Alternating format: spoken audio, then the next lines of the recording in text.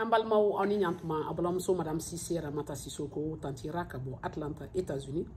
be me faka kuma kungulu zebenka kungulu zeben tu kana to ko cerveau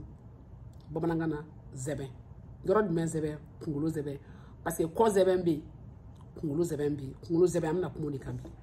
ni adama de kungulu zeben ta zeben re na fay muyi ale de batu ibe miri ibe jatemine ke ibe koloshidi ke ibe fɛnw ibe barake kungolo zeben hakili be kungolo zeben ni kono hakili yɛrɛ tɛ fɛ ibe magamina mais hakili sigiyɔrɔ o de kungolo zeben ale de b'a to ibe miri ni miriya kan ka yɛlɛma kungolo zeben de b'o bɛɛ kɛ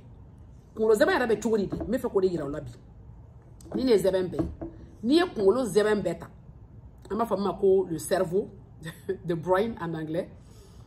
kungolo zeben tilanen bɛ saba de belebeleba min ɲɛ b'a la sanfɛ ni belebeleba ye filɛ nin o de tɔgɔ ko cerebrum a kɔfɛla la fitinin fila bɛ yen zɛbɛnin fila o zɛbɛnin fila olu tɔgɔ ko cerebellum ani fana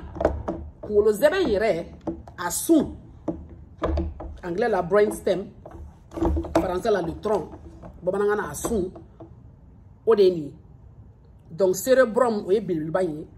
cerebellum o ye fitinin ye kunkolo zɛbɛn yɛrɛ sun o ye ni anglais la brain stem français la le tronc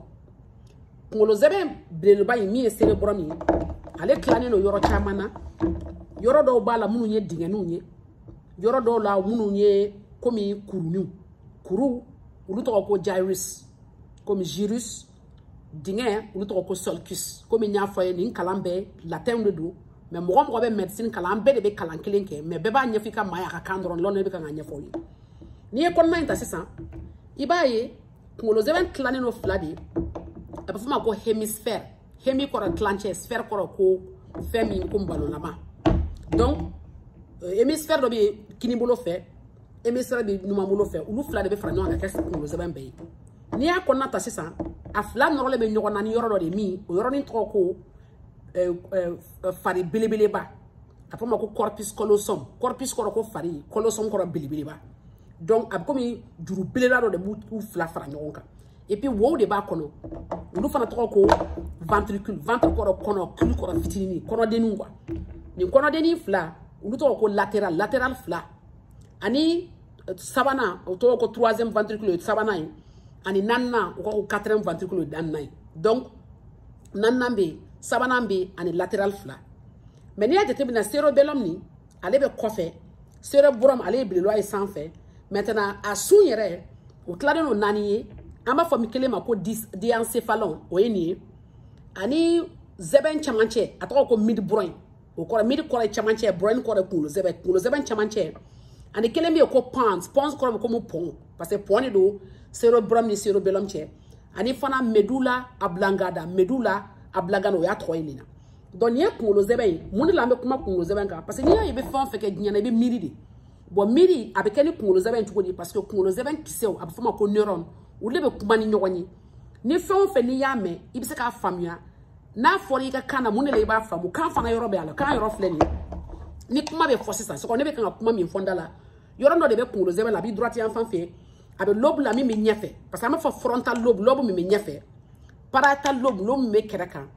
occipital lobe min bɛ kɔfɛ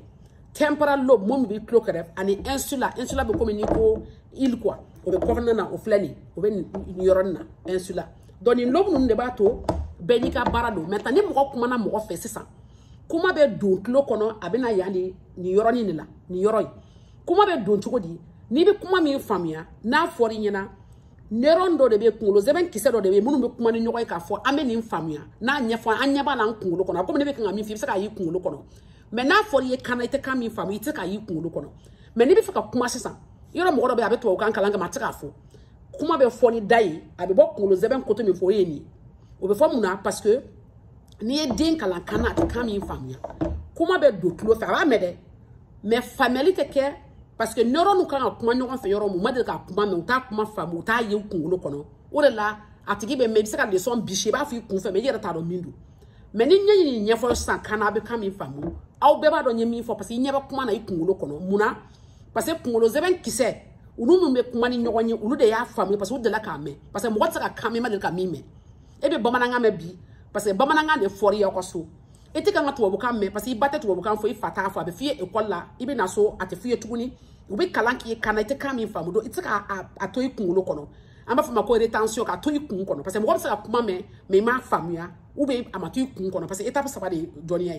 si ça ne be kan ni nyafo mi na rokado jamana wo jamana na ti kalanka kana tsaka tanye parce que ate famille leke parce que famille balé drone moyi ni ne ni nyafo si ça ni ya famu shekele kaba kawo kando ibisa kata barake no aka famille dro ikado ko kungulo zeben fana yoro de bala togo de bula bara de bula nyafala ka bara wo ka miri ko fala ka bara wo ka yelike kere bara wo ko ika menike parce que ma fo latéralement wo kere de ka menike ka famille ke maintenant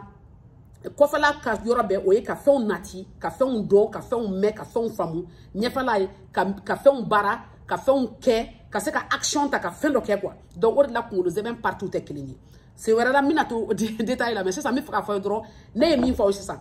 ni une vidéo là mais il se ka femme hali kalanga to kana chinois kana kaon kana i kon ba femme ko kungulo zeben me marché tandi kungulo zeben me bara tandi et que abato ni kana kala wara ketuni abise ka tu kuna parce ya babananga la man famu ya to famu ya ado abe yoro mina abe baraka tugo mi kana ibe kami famu ya ola hali kamera la ibise ka nyefo mo wore donc j'espère que ni yaw de me doni akan ben c'est vrai